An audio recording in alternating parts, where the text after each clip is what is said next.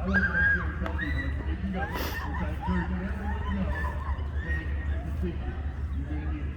When that kid hits that bike and takes it right for the first time, it's amazing. Yeah, they feel